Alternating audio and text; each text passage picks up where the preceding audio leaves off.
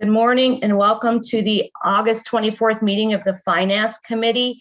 I call this meeting to order. Mr. Price, Reverend Benson are present. I need an approval of the agenda, but I need to make one change. Under number 4, auxiliary departments, we're going to have discussion and action. If everybody's good with that, I will entertain a motion to approve the amended agenda. So Motion moved. to approve the agenda with the amendments. Thank you. Second, Todd. All those in favor say aye. Aye. Thank you. Aye. Next is I need a motion to approve the May 25th, 2021 meeting minutes. So move.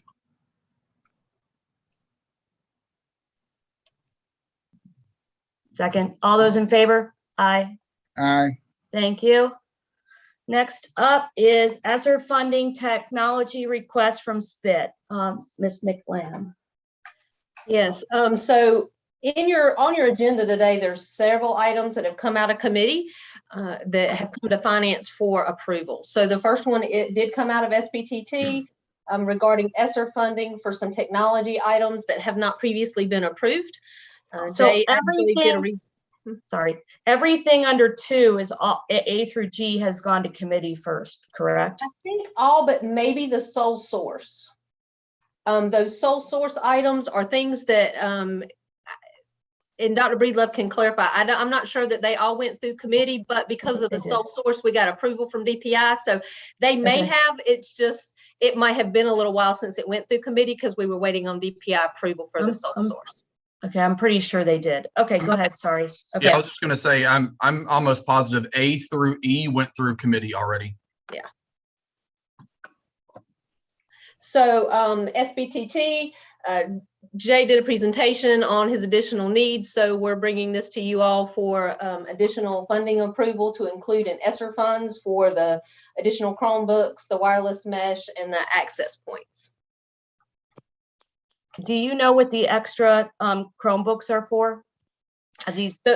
So we are still experiencing some breakage, some lost Chromebooks, and just trying to meet growth. Okay, great. Thanks. Anybody else have any questions? Okay. No, ma'am. Okay, hearing none, I need a motion to send this technology request to the full board on September 7th. Second. All those in favor? Aye. Thank you. Next up is the ESSER school allotment. Yes. So curriculum. This went through curriculum. It went through the full board. And at the full board meeting at the beginning of August, we said Dr. Julian was still, and Dr. Breedlove were still meeting with principals. So we agreed to go back to finance if there was any changes. So the document that's in board docs is the change to the one that was in the board docs. That's correct. We've met with all 53 principals and made slight adjustments where necessary based on plans and available funding. So what you have in this is the final allocations as we would like you all to approve. We have had some question about once this has been, since it has been through committee and the full board, with the adjustments being the final approval here in finance committee, if we can release these funds once this is approved through finance, or does, so I would request that if we could do that, that would be helpful for the schools to be able to go ahead and start hiring people, because we've held these back. So this does not have to go back to the board because the board said that the finance committee would make the final determination. Okay. And I think the important part on that is the bottom line number has not changed. So the grand total is not changed. I think if that had changed, then it may have to go back to the full board, but that has not. We've kept it within budget. John, once these funds are dispersed to the schools, who monitors the disbursements of the funds? So each school will get an allotment, and based on their plans, they will be monitored within our new system. We have some monitoring capabilities, so we're working through some of that. But once it's allocated to them for the first semester, we'll keep an eye on it and work with schools. If there's additional needs or any other things that come up throughout the school year, or maybe going into second semester, we would come back to you all and have those additional discussions. Was there any of the allotments that you all, when you published this, you were like, $1 here or there, was there any discussions, or was it published with the full-throated notion that this is good? We feel comfortable with the allocations as they are. I did update. There were some concerns with enrollment, so you'll see some enrollment numbers have changed slightly. So we tried to make sure we've included additional pupils in the building in this updated calculation, since we have some of that data now. So, we feel comfortable with these as they are. And I will say this, that, and this will probably go back to curriculum first and then finance at some point. One emerging trend that came out of our discussions, there were 3 specific areas that pretty much all principals said between the levels that there is a need. So we're looking at district plans that would not necessarily have to come out of school funds to address our increase in our ESL students and the needs that our schools have in specific clusters. A lot of tier 2 intervention for reading and math, particularly reading resources that we have been able to pilot during our summer camp that have been very well received from teachers. And then the third one is additional social work, mental health therapy. So you're going to see district-wide plans for those in the future, as opposed to them having to come one-off piecemeal from individual schools. So when those plans are developed, we'll probably come back to curriculum, then come back to finance for final approval. But that is one thing you're going to see us come back with different proposals to address those needs as well. Thank you. Any other question? If not, I will entertain to motion to finalize the school allotments. So move. Second. All those in favor say aye. Aye. Aye. So next is the library books. So when we closed school down in March of 20, there were a lot of books that were out to students that never made it back to the school buildings. So we've worked the last several months on the process that DPI and the federal government required for us to be able to get those books back. We obtained lists from all the schools. We had to do an RFP for each title and the numbers of books for each title. So we have prepared, we're getting ready, because again, this is a direct result and a loss related to COVID, and we want to make all those media centers whole again so that they have the resources that they need. So that's what this is related to. So we've put together, we'll be able to release, once you all approve, we can release these so the schools can get them on order. They'll probably have to piece a couple, not one vendor could really supply every title that we had. So we have all that together for them to distribute, so they'll know how to get their books ordered and try to replenish what they did lose during the pandemic. Does anyone have any questions? I guess talk me to the process a little bit, how we try to collect these books. What do we do? I mean, this is a big dollar. I mean, I know in the past, diplomas, did we do that last year? I'm sorry, you broke up a little bit. What? I said in the past we have held diplomas. Did we do that last year? Well, now these books span across all grade levels, elementary through high school. Understand. So, yeah.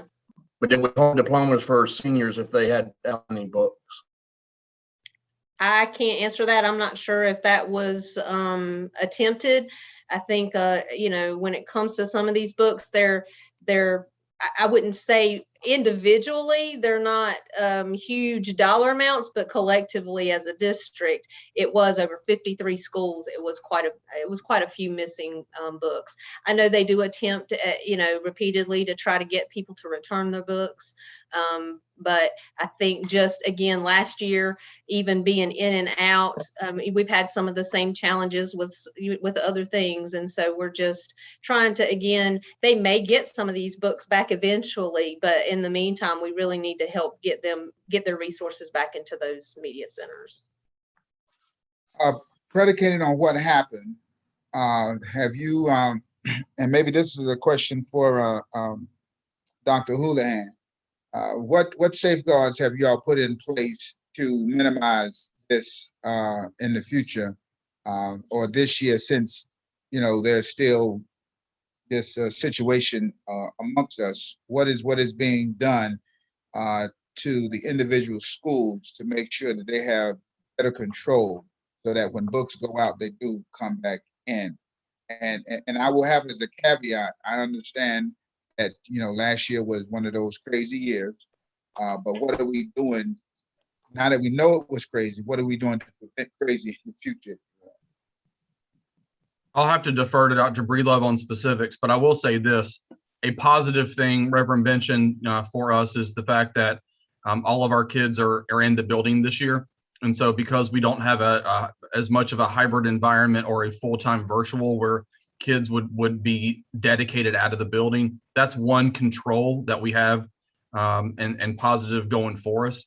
Dr. Breedlove, if you have any examples of other specifics of maybe similar controls that media assistants or coordinators would do at the school level, to hold our kids accountable for getting them back pre-COVID, maybe you can give some other examples.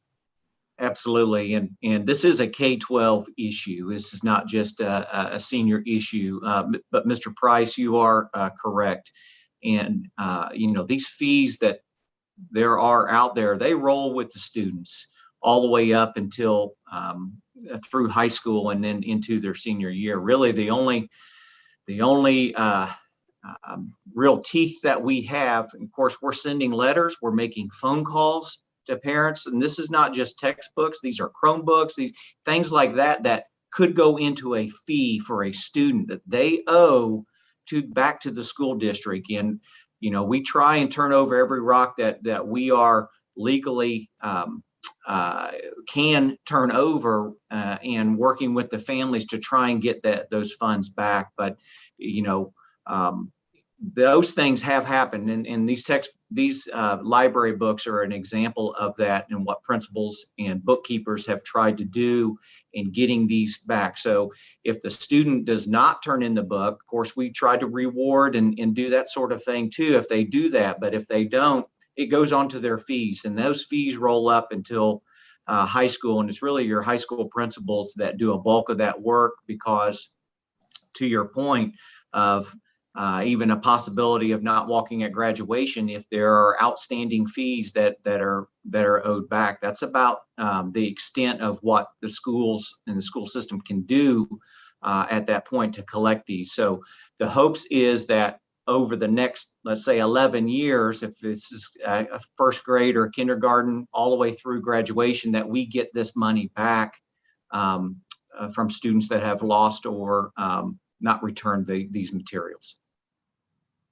I hope that helps kind of explain how that works. We're not erasing this debt. We're just replenishing and with the Right. hopes of collecting. Exactly. That's correct. And this came out of curriculum. Dr. Breedlove, Dr. Houlihan, the carrot and the stick. As you were talking just now, I was thinking carrot and stick. And maybe you've done this, and if you have, kudos. If you haven't, I'm just throwing this out as a carrot. What if we just simply ask for help in the returning of library books? Just a quick campaign of help us build our libraries back, and just each school can send that out however they desire, or you can have a district-wide send out. Just help us get the library books back from a kind way. Like over the last year, we know that a lot of library books have been taken out. We are trying to fill back our libraries. If you would take time and look around your home, and if you have any library books from the school, please return them so that we can fill our libraries. Any other questions?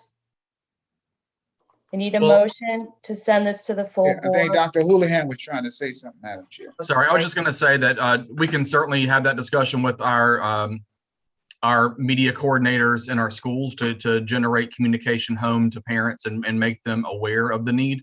And we'll continue that throughout the year. No problem. Thank you. Sorry, Ms. Heintel. It's okay. Any other questions? None for me. Okay, I need a motion to send this to the full board. So move. Second, all in favor? Aye. Next is the iReady digital resource renewal. Yes, there's a portion of the iReady renewal that that has been requested to use some ESSER dollars for. We have gotten some funds that are specific to these type of digital resources, and so we would just request that we could allocate those for this need. It has come through curriculum committee and to finance for the financial approval. Okay. I think Anybody? that applies to D and E. Any questions? If not, can I have a motion to send the iReady digital resource renewal to the full board on September 7th? Second. Motion. Thank you. All those in favor? Aye. Aye. Thank you. Thank you.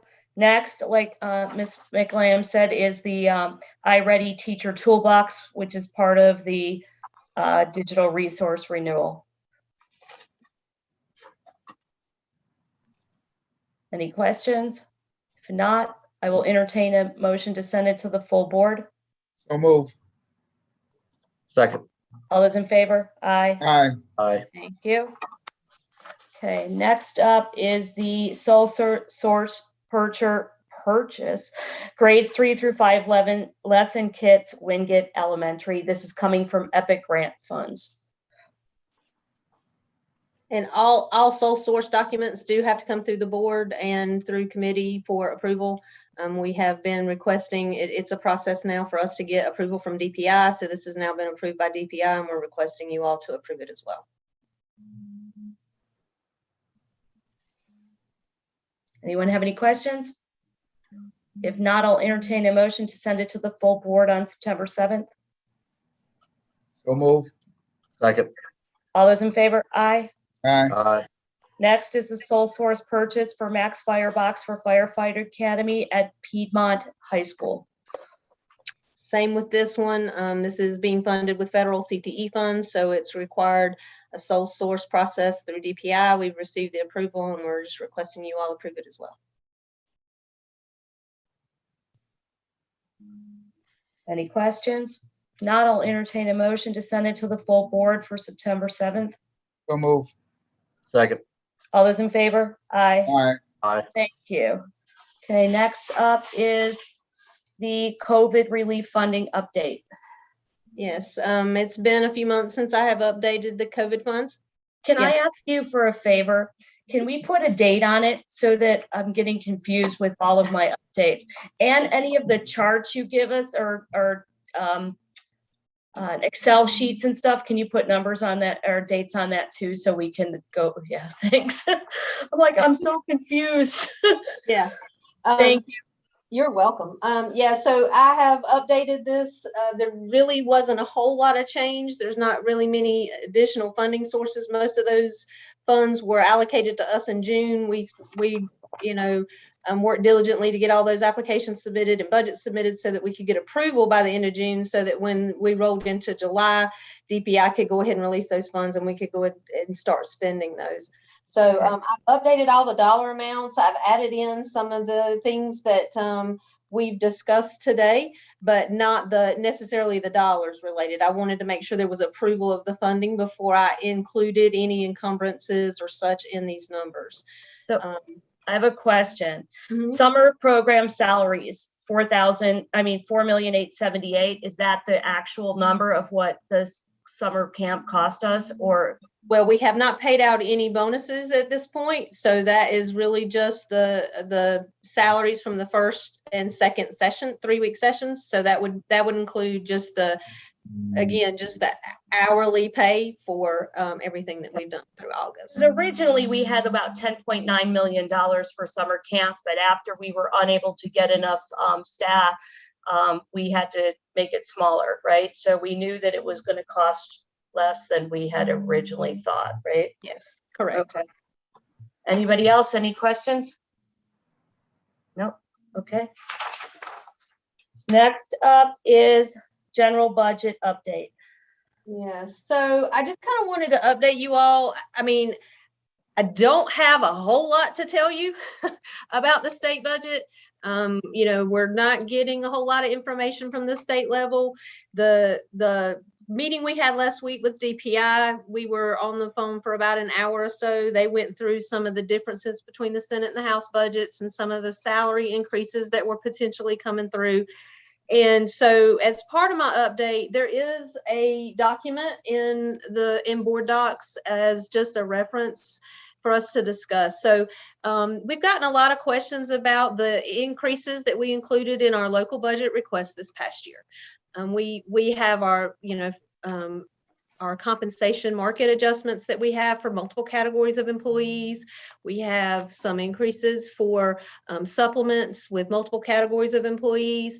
And I just kind of wanted us to talk through and me to just explain to you all why we have not implemented some of that. At the state level, when they, as we know, all of our budgets are intermingled. So what the state does, we have to reflect on the local budget. So we've been holding to see what increases and what changes at the state level were going to take place, but so that we wouldn't have to make multiple changes to people's pay. There are a couple of different percentages, a couple of different flat rates. They've got a couple of, there's some differences on the principal pay and how they're calculating AP pay.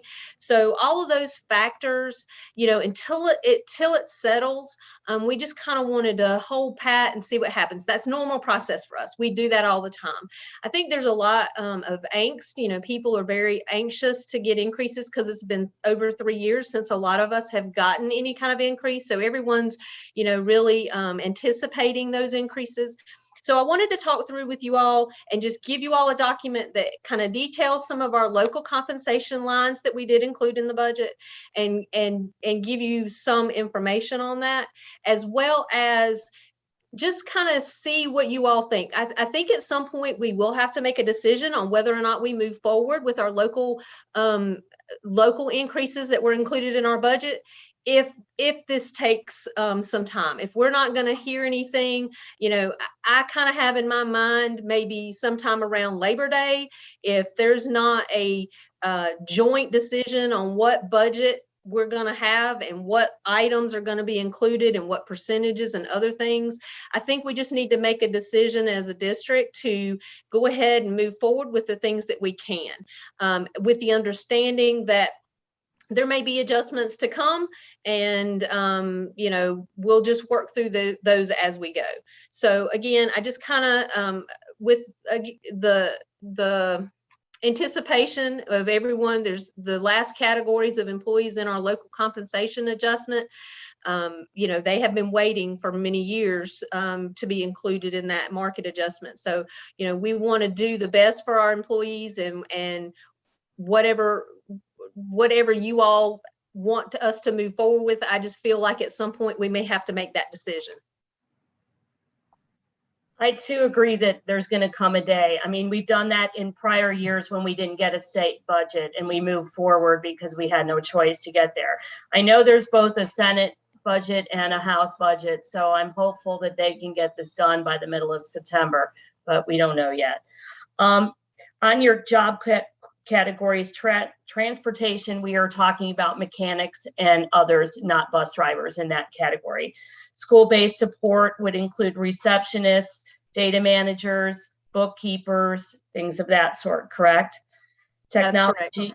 Okay, and then non-school support would be people in central office positions. Like your administrative support and instructional support, payroll, HR support, all of those support positions that we have at the central level.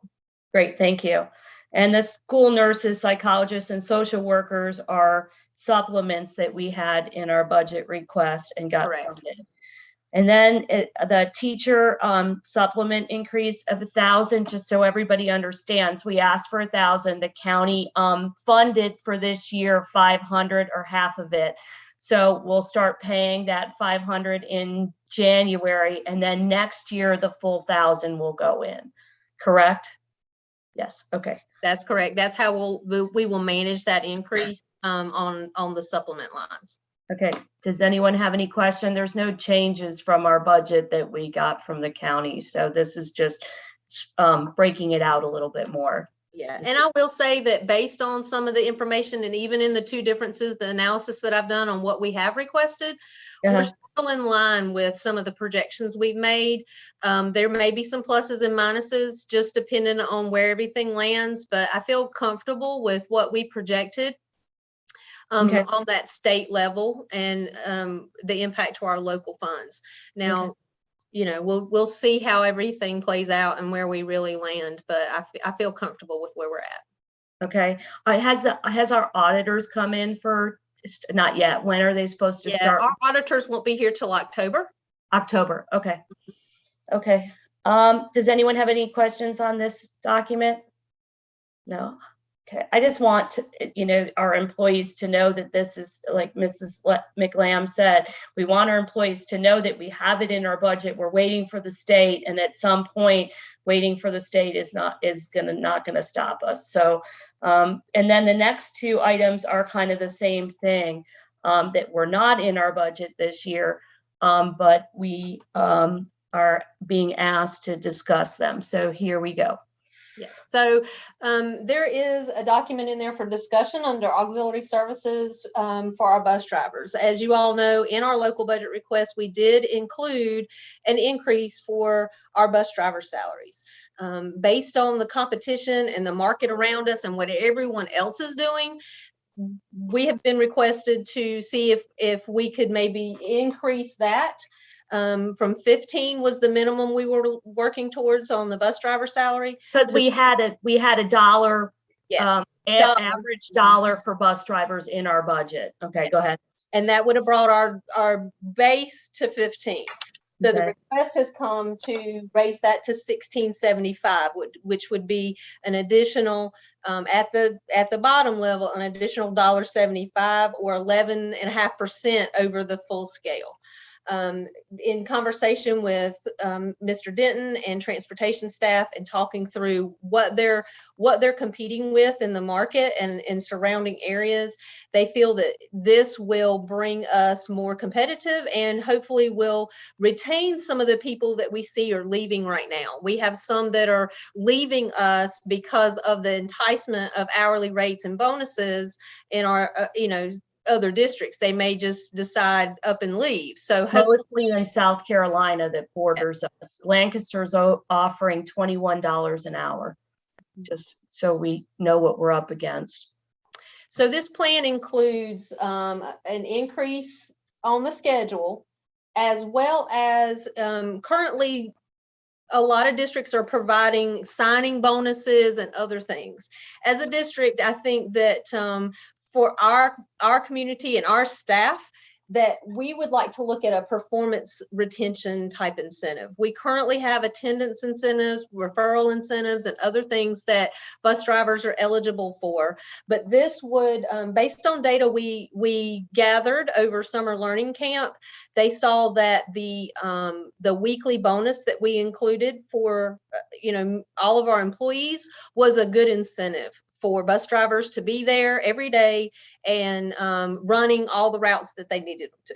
So he's got a structure in here to maybe do a $50 a week bonus that could be paid twice a year, maybe November, December timeframe, and then May, June timeframe, just to help incentivize and retain our current employees as well as attract new employees. So that basically is based on working 5 days a week, right? Yes. This is a more sustainable way to do it. Now, in talking with Scott, they've made a lot of operational changes. They've done some restructuring over there, and he feels very confident that the local piece that would be required is the retention and incentive piece. But we have a local budget that can support that is already dedicated to transportation. The hourly rate increase, he can pay from his state funds. So he feels comfortable, and so do I, that with the current way we're running and our objective of, the number of buses we need on the road and the number of drivers we need, that we can more than cover and sustain the 1675 rate. If you all, would like to look at And supporting that. as a recurring expense, right? We'll be able to That's do this next year based upon what the state is giving us for now. Okay. Correct. So you don't believe that there will be any issues to do it again to have the same, because I would hate to not. Okay. Now, we do have since the local piece is the retention performance piece is local, we do have that as a, annual approval as part of our budget request to ensure we still can continue in our local budget to sustain that program. But we would look at that on an annual basis. And how does that in the next proposal, how does that fit with all of our other employees as well? I know that in the budget, I don't know if it's the House or the Senate budget has $13 an hour. We have to go up to that for all employees. Yeah. So the reason there's a school nutrition one in there as well is they're they're in a similar situation. There's probably, depending on what the final state budget, where it lands, based on the percentage or if there's a minimum of 13 or 15. Right now there's a $13 an hour for this school year and a $15 an hour for next school year, the expectation to be the minimums. So we're just trying to get ahead of that and work through that. There are probably some other small pockets of employees that may fall into that category as well if we end up with a $13 minimum an hour. But if the state does that, there should be state funding that will help cover that increase to the budget. So I just want to make sure that and I totally believe the drivers need this and we need to be competitive. I'm not taking that away. I just want to make sure that not our other employees aren't going to email us and say, well, wait, what about me? So between our existing budget this year and stuff that we've done on the compensation side in the last 2, 3 or 4 years ago, will we have taken care of all of our employees now, right? Will we be every category? Will we be through that? We will be through that, but there probably are still some categories of employees that are going to request again, because we've not had increases for 3 years. Right. So the but we will have addressed every group that we have since that 18-19 school year. Facilities. Right. So the first year was facilities, and then the second year of the count study was TAs. So we will have to, in the next coming budget and after that, we'll have to address them because they're 4 years back or whatever. Okay. Right. But everybody we will reevaluate the original just to realign the county.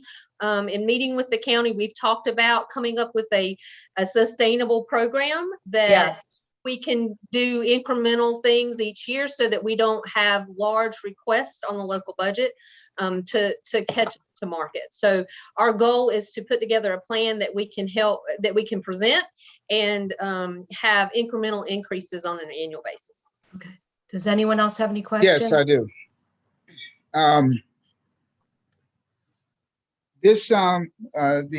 What happened to just bringing it up at quarter? You said 1675. What did 17? What did that do? What would that do?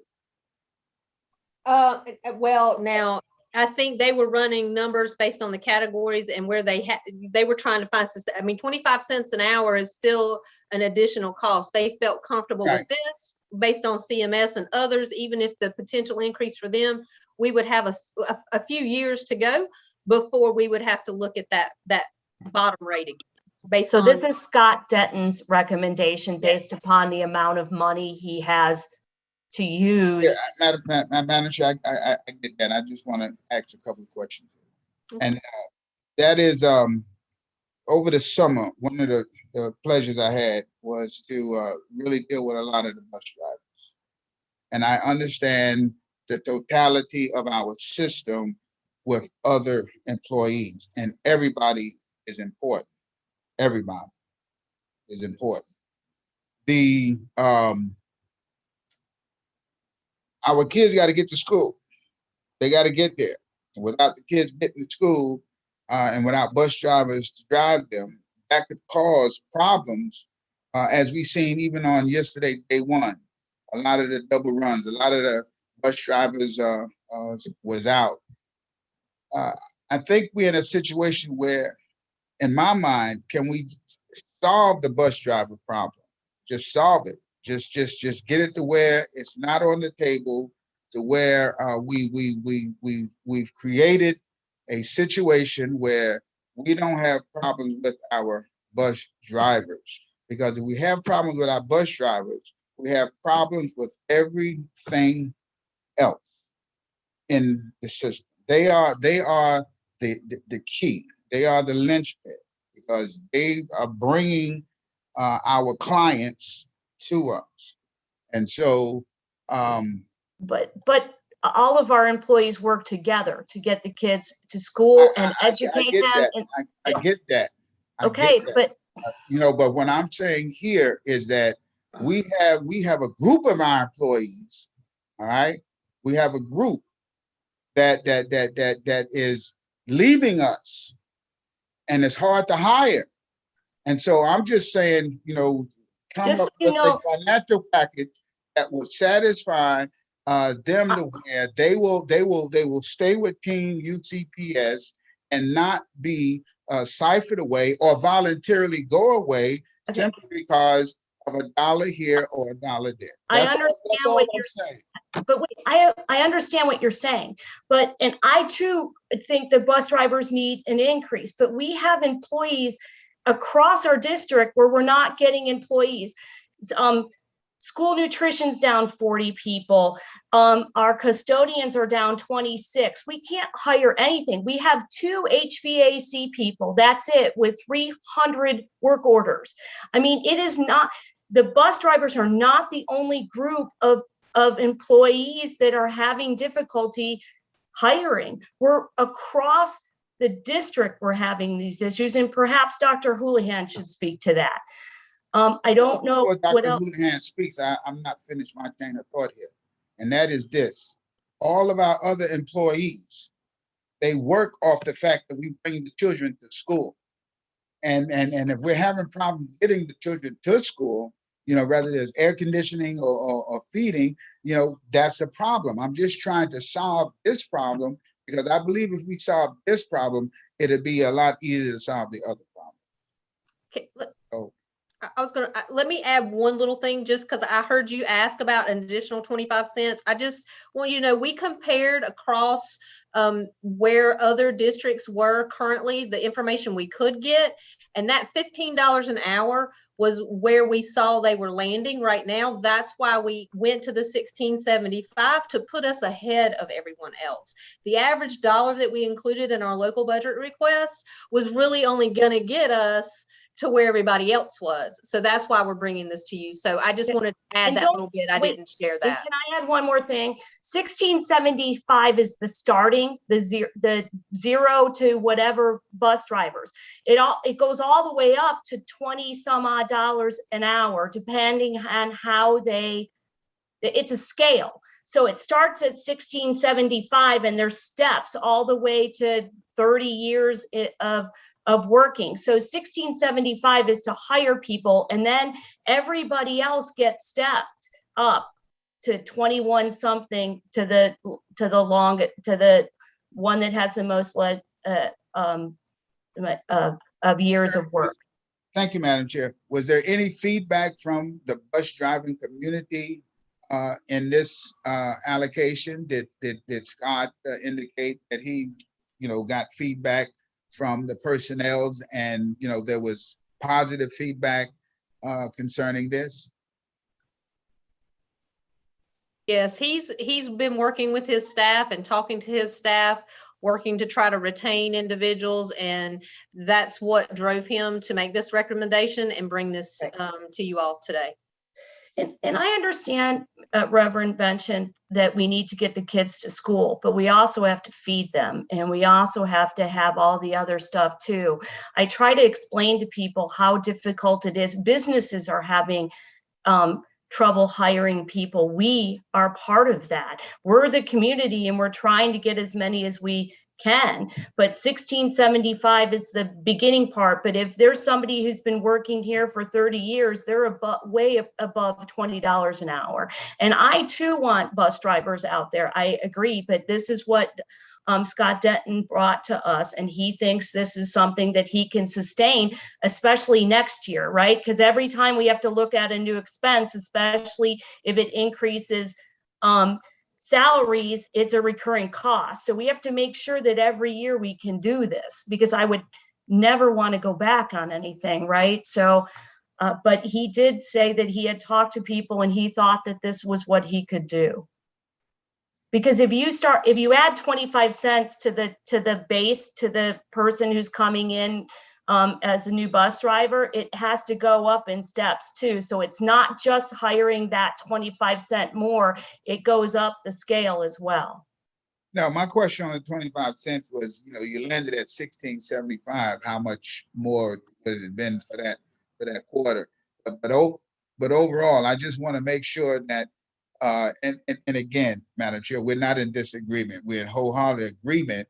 But I believe that there are variations of the chain, because you can't have an end product if you don't have a beginning product, or you have a different way of having that beginning product, which is parents driving their kids to school, more kids walking if they're close enough, and all those kinds of things.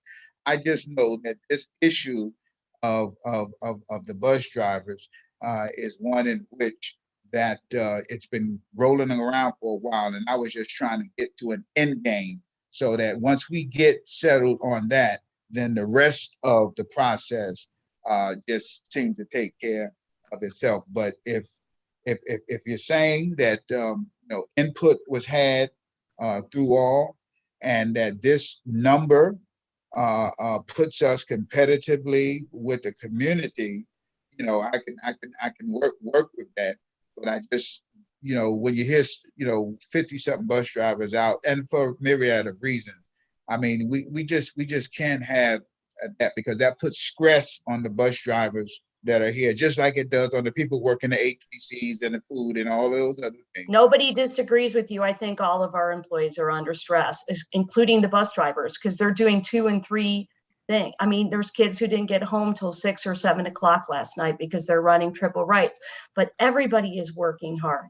So I understand it, and I do. I love the bus drivers, but this is the plan that we got from Mr. Denton. This is what he believes we should do. And again, we could go up to 1675, and another district, Cabarrus, CMS, they could change theirs too. And this is what Ms. McBland felt, that we could do it year over year. So I don't know. I understand everything you're saying. I do, but I just don't know where to go.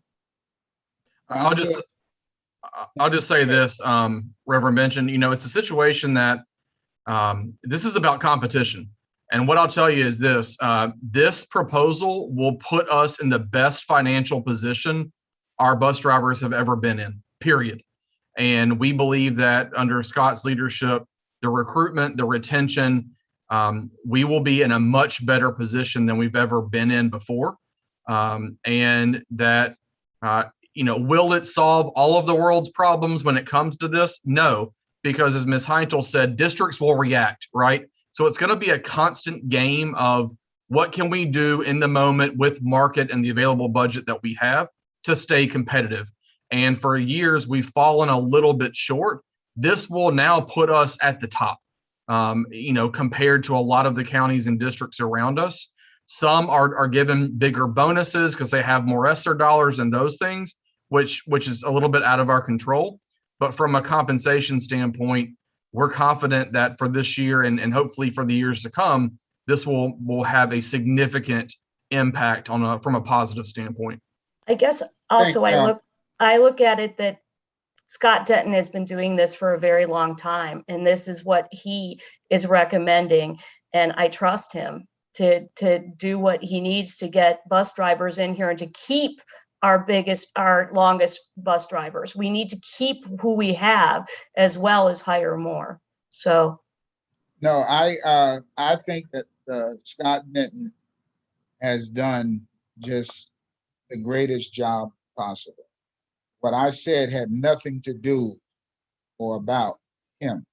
This was about the bus drivers, because he has indeed made lemonade out of lemons, and he and his staff have put together a plan that has allowed these bus drivers to go out and do the work. My issue is not with Scott nor his proposal. My issue one was just, if we landed at 1675, what was that number that caused it not to land at 17? You've answered that, and I received that. But Scott Denton has been masterful yes. at doing those things. So this was never about Scott. I met with Scott over the summer, and we had in-depth conversation, and it was wonderful. I learned a whole lot. I also met with bus drivers, a lot of them.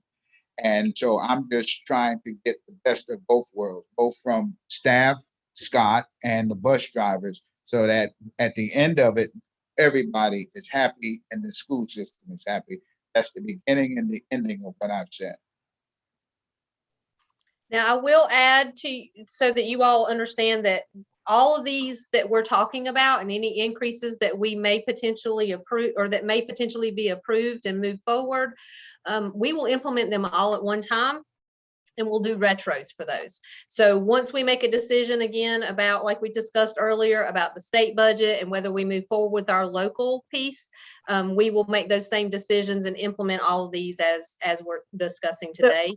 And So they're retro to when so we have 12 first working day. I was going to say, because we have 12 month employees, we have 10-month employees. Okay, good. Okay. So, and it's, they'll be retro to their first working day, and then, we need to work through that. Now, we talked with Scott about that, and I think he feels too that just knowing, for his drivers, knowing that that this is being put forward, and if this is approved, he thinks they'll be excited about it, and retro, isn't going to be that big of an issue for them. They'll be looking forward to that. So, any other questions?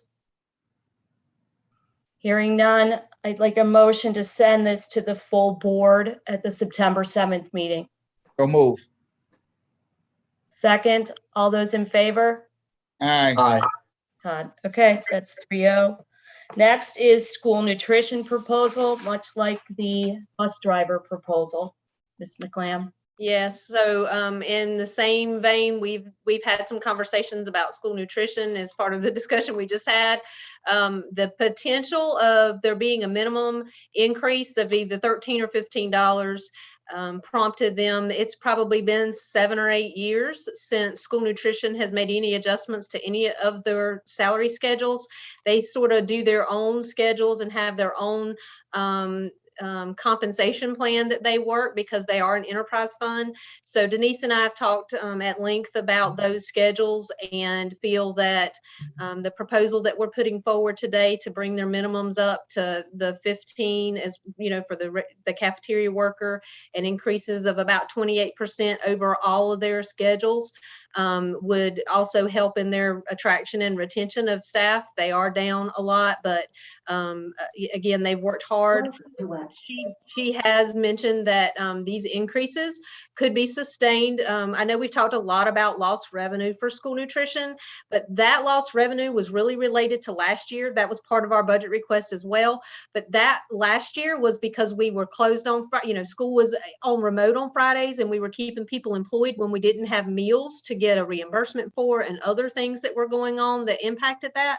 But moving forward with the reimbursements, the level of students eating in the cafeteria right now, because we're still under that free and reduced provision, so all kids get breakfast and lunch for free. She feels that this, and moving forward, that would be something that she could definitely sustain in her budget as well. So we have a way to pay it year over year. Yes. Okay. With her reimbursements. Now, the one thing that we did talk about when free reduced lunch is over, because of increase in food costs and other things, we will have to have some discussions and probably come to you all with what is our meal price going to be when the pandemic ends and when some of these things. So the reason there's the reason that we're okay this year with school nutrition is because we have 5 days now, and also because the federal government is reimbursing at a higher rate, correct? Okay. That is correct. And so, we've seen a lot of increases in participation in a lot of these schools. It's a great time for schools to take advantage of it and kids to maybe try the cafeteria when they haven't in the past. Hopefully, when we go to charging, they will enjoy the food that they've gotten in the cafeteria and hopefully encourage additional participation.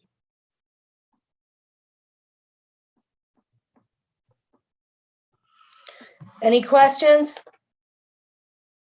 If not, I'll entertain a motion to send this to the full board on September 7th. Not an ice cream I have not tried. So moved. Second, All those in favor? Aye. aye. Thank you. Anything else?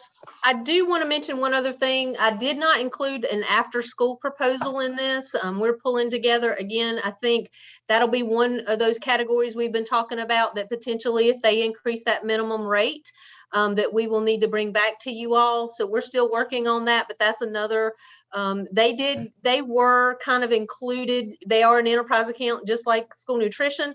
And when we did the original implementation of our market adjustments, they did get an adjustment at that time, but we are looking and revisiting those figures, and we'll bring that back to you all when we're ready to discuss. Okay, and one more thing, just going back to the bus drivers. The entry pay was $13.90 an hour. About that? $13.87. $13.87. So we're going up almost $3 an hour. So that's not in there. So that was, I just wanted to say that too. I forgot to say that. Yeah.